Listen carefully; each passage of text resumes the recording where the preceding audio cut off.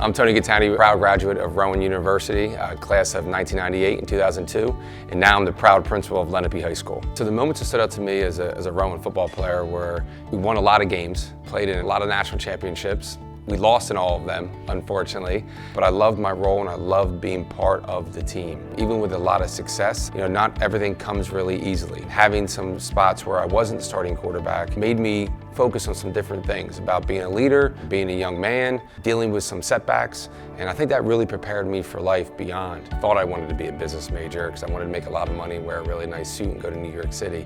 I didn't know what that really meant. And then I had an opportunity where Casey Keeler, my head football coach, offered me an opportunity to work with the Special Olympics group on one Saturday. And I really found that I really liked it a lot. Working with kids, helping them develop, building their confidence, and just working side by side with them. And he said to me, he's like, I think you're really good working with kids. Have you ever thought about being a teacher? And it really clicked with me, and then he asked me to work some camps, and it really started to follow that path for me of working with students and young people and trying to help them develop. I went into health and exercise science and to be a health and physical education teacher at Rowan University, and I don't regret one decision I made from that point. So I've been in the district, Lenape Regional High School District, for 27 years. I think what keeps me energized is this place is a daily challenge in a good way, trying to help students and staff be their best selves and provide an environment where they feel safe, where they can learn and they can grow.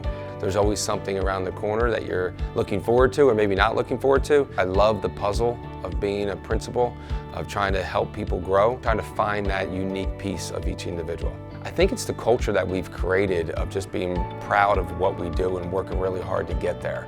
I think that's the part, the piece that I'll hopefully leave behind when I someday retire from here, is that people are proud of the place they send their kids. So I found out that I was state principal of the year maybe in like March, but I was unable to tell anyone. And in the same time frame, I had to provide an application for the national principal of the year. I was in Hilton Head on vacation during spring break with my family, and I received an email, and it was a request from the NASSP asking me if I would be willing to meet with them on a Zoom conference to celebrate some of my teachers in preparation for Teacher Appreciation Week.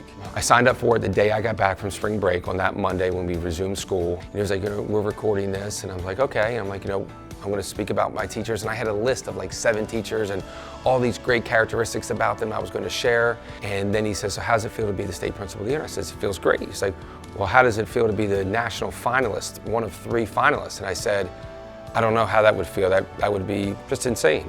And he was like, no, you are the finalist in the nation for the principal of the year.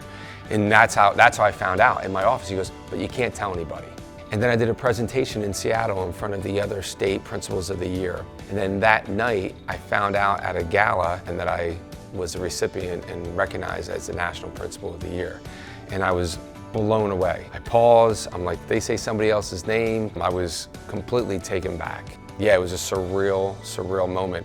One I'll never ever forget, but one of the best moments of my life.